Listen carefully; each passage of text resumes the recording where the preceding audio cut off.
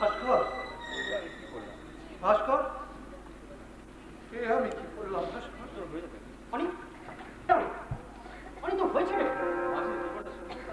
মাসির জীবনের শূন্যতাটা আমি জানতাম, কিন্তু তার রিক্ততার উৎসটা আমার জানা ছিল না। মাসিমণি যে সত্যি চলে যাবেন ভাস্কর? মাসিমণির থেকেও তোর আর একজনের কথা এই মুহূর্তে বেশি করে ভাবা দরকার অনেক। কেন বৌঠানের কথা? জানি না, জানার কোনো চেষ্টাও করিনি।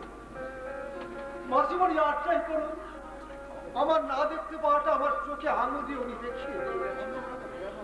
তাছাড়া অন্য মনেকে ফেরানোর রাস্তা আমার জানা নেই। দিদুন দেবী, আমি একটা কথা বলবো।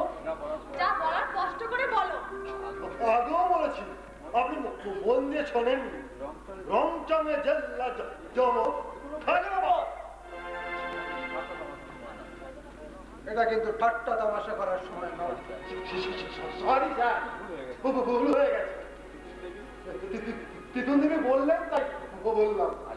আজকাল তাহলে তুমি তিতুন দেবীর কথাতেই ওর বসাচ্ছ? অর্থাৎ রাঙামাসির চোখ জহুরির চোখ। সোজা অঙ্ক করতে কেন এত জটিল করছিস?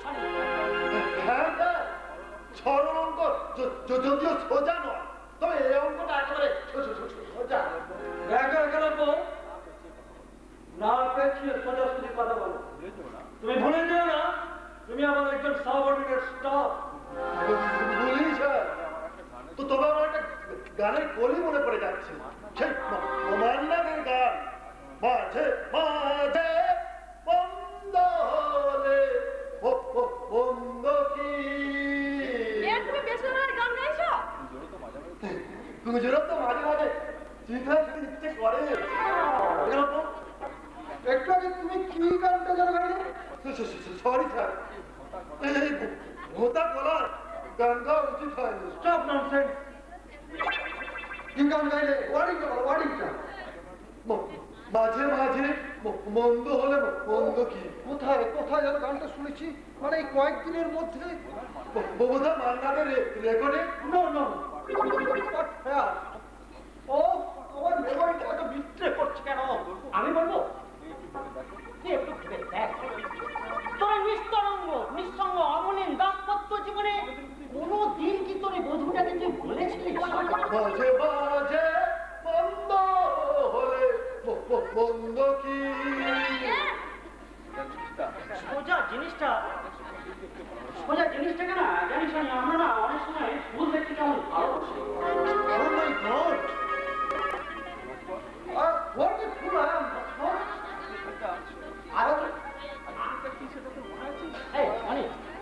আজকের দিনটা কি সেটা তোর মনে আছে? আজকের দিন মানে এটা তো বিশেষ দিন নাকি?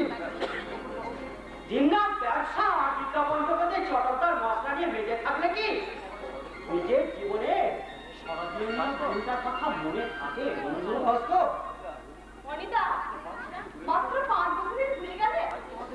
আর তোমাদের বিয়ে 6 বছরে পা দিল?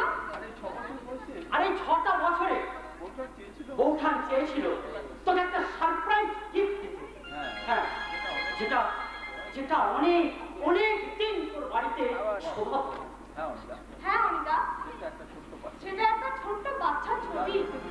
তার পিছে দুটো ডানা উড়ে আসছে তার মায়ের কাছে। মাই গড, কি বলছো তুমি? বাচ্চা মানে? আমি একটা কথা বলবো স্যার, ছবিটা কিন্তু দারুণ হয়েছে। মিষ্টি একটা শিশু অন্ধকার ডানায় ভর করে ভেসে আসছে আলোর জগতে, তার মায়ের টানে। তুমি বাবা হতে চলেছ অনিতা। দিদি সেটাই কষ্ট করে তোমায় কিছু না বলে গোপনে চামড়াতে দিয়ে ছবিটা আঁকিয়ে তোমাকে প্রেজেন্ট করতে দিয়েছিল। আজকের দিনে, তোমাদের বিয়ের দিনে। ও স্টপ স্টপ, এটা আমি কি করেছি? তাই আমার সঙ্গে ছল করে আমাকে দেখিয়ে দেখিয়ে কারোর সঙ্গে। ও এ আমি কি করেছি? দেবী দেবী দেবতা,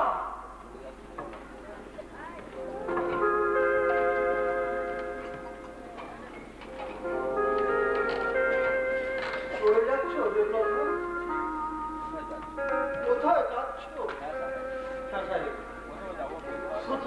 মেম্মায়ের বাপের বাড়ি, সেখানে অবশ্য কেউ নেই, তবে নিজের বাড়ি তো।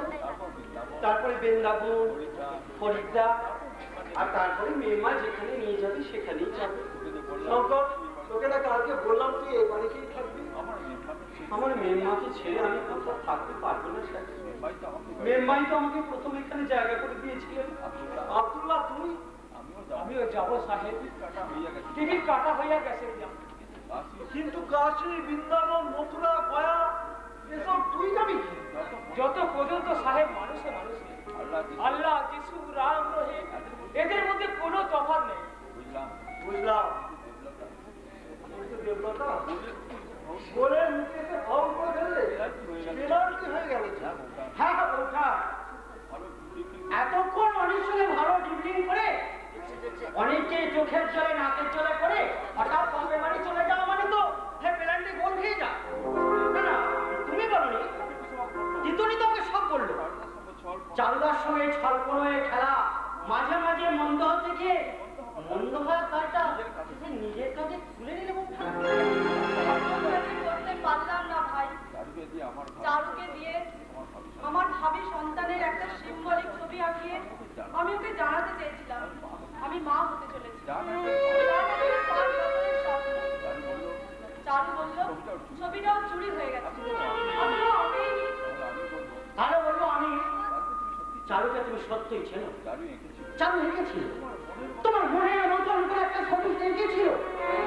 তুমি কেন বোঝো না বোঝার? তোমাকে সুখে দেখলেই তো চারু সুখ। একরকম কাজটা খুবই অন্যায় হয়ে গেছে। একটা কথা বলতে 14 বছর শোন দিদি, তোর ব্যাপারটা নিয়ে রাজমাংস যখন চিপ তৈরি করছে তখন অনিতা ফার্স্ট করে জিজ্ঞাসা করলো তোকে ডিফেন্স দেবে। আমি তোর সাথে দেখা করে বুঝতে পারলাম গন্ডগোলটা কোথায়। পরামর্শে চাঁদা ছড়িয়ে দেবে এত ছড়িয়ে চুরি করেছি। কি করবো বলুন? অত শত আমি বুঝিনি। তুলে নিয়ে এসেছে গন্ধ মতো। এবার মৃত সন্নিটা তুলে নিন। দেখুন দেখুন, ঠিক যেন মা মেরির কাছে আসছে ছোট্ট শিশু। আজ আমাদের বিয়ে 6 বছর, আর এই 6 বছরেই তুমি তোমার ছোট্ট যিশুকে পাবে। আমি জানতাম মাঝে মাঝে মন্দ হওয়ার ধাক্কাটা তুমি সামলাতে পারবে না। কেমন লাগছে অনিবাবু? কি উপহারটা ভালো না? এর থেকে ভালো উপহার আমি আর জীবনে পাইনি। বিশ্বাস করো। তাহলে গোলটা খেলো কে? আমি তো চিরকালই হবে তা হাঁটতেই চাই। তাই তো আমায় ডিভোর্স দিতে চেয়েছিলে। সজ্ঞানে আগুনে হাত দেবো সে কথা তুমি ভাবলে কি করে দেব কথা? কিন্তু এই মুহূর্তে আমাকে চালকে ফোন করতে ইচ্ছা করছিল না। কোনো লাভ নেই অনি, আমি ওকে যা হয় তাই বলে অপমান করে তাড়িয়ে দিয়েছি। চিন্তা করুন, চারুকে আমি চিনি। তবে ঘোলাটে পৃথিবীর পরে আরো একটা পৃথিবী আছে, সেটাই যেন আমার গন্ডগোল হয়ে গেছে। আব্দুল্লাহ, শঙ্কর, যা তোরা যেটার কাজে যা। কিন্তু সাহেব, সেই বুড়িটার কি হবে? ঠিক আছে তোরা এখন যা, আমাকে একটু ভাববার সময় দে। আপনারা চলো সাহেব ভাবছি।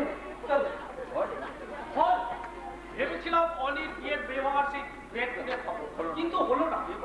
এবারে একটা ফোন করেছিল, কে যেন ঝুলছে মানে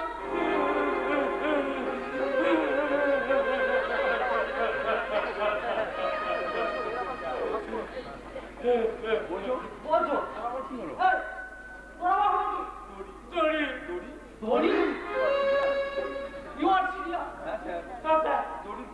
দড়ি দুই কমবে লাগে, বাঁধা আর ঝোলা। তাহলে খবরটা ঠিক। Somebody is hanging. দড়িতে সুইটার উঠে। আঙ্কেল আপনি একটু মোচন বল, আপনার এখান থেকে রাঙাদিম্মা রাগান্বিত হয়ে বেরিয়ে গেলেন, ঢুকলেন নিজের গৃহে। আবার বেরিয়ে এসে বললেন মোটা রত্তি আছে, তখন আমি অত শত বুঝিনি বাবু। সেই রত্তি নিয়ে তো দিব্যা কক্ষে প্রবেশ করে সেই যে খিল এঁটেছে, মনে হচ্ছে উনি ঝুলে পড়েছেন। কতবার ডাকলাম, দিব্যা দিব্যা, সাহেব ওই সাহেব কোথায়? সাহেব সব মনে হচ্ছে সাহেব আমাদের বাংলা বিমান নেই।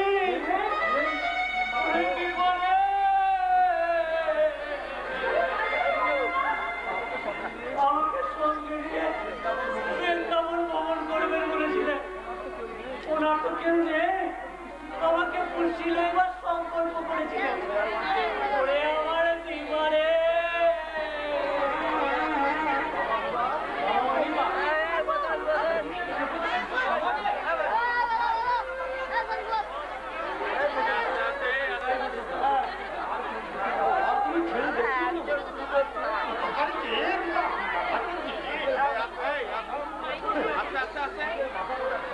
মাথা গুজার ঠাই নেই।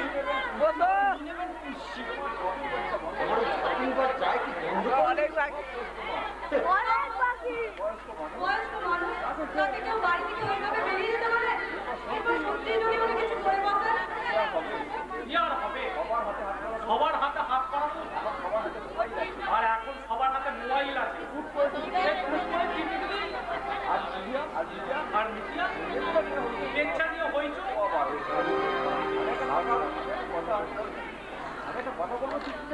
আমি একটা কথা বলবো, কোনো কিছু করতে হবে কিছু বলতে হবে না। কিচ্ছু হয়নি। মেয়েদের দুর্যোধন আমাদের কাছে না চাচ্ছে। সকলে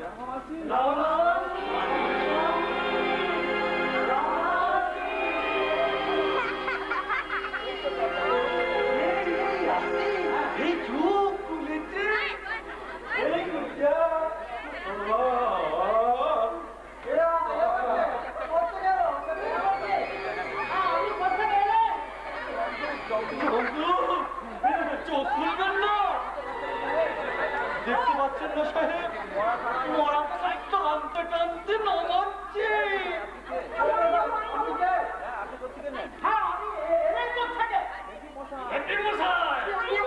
আমায় দেখতে পাচ্ছেন না? আমি হচ্ছি শ্রীযুক্ত শ্রীমান সমাধান কর। ও আইসি, আপনি সমাধান কর। এটা শেষ করেছে মশাই। ভুল বলেছি, অনেকটা মেঘদূতের। হ্যাঁ, এটা হচ্ছে অনেকটা মেঘদূতের মতো।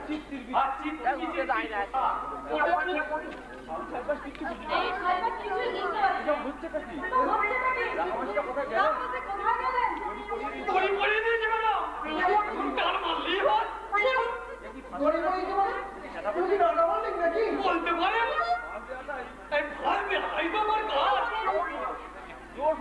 জোর বুঝবে, এক্ষুনি বুঝবে। এ ভাই কি বলছে? এ টানতে বলছে,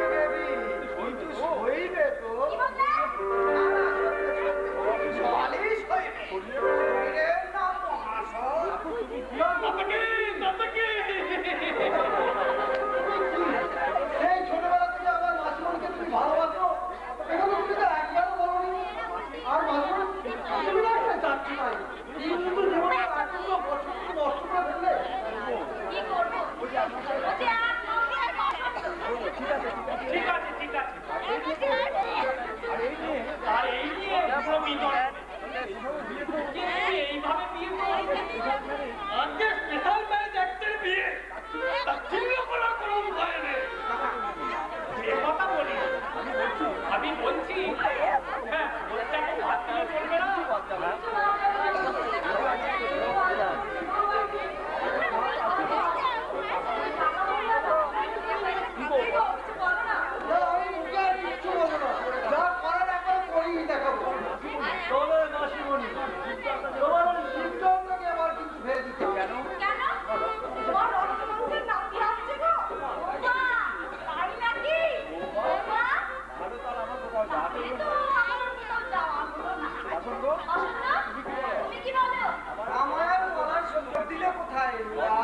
সবই তো হইল এখন তো শাক বাজারের দরকার আছে ওটা তুমিই বাজা। তুমি বাজাবে তুমি ওটা বাজাবে। স্বামীর গায়ে চাঁদ লেখা থাকে না। বাজা। বাজাও না তুমি বলছেন যখন কিন্তু আমি কি করব আমার যা রান্না করে একদম ভালো লাগছে না তুই আগে যেটা করছিলি সেটাই করবি। এ কি ভালো হয়ে গেছে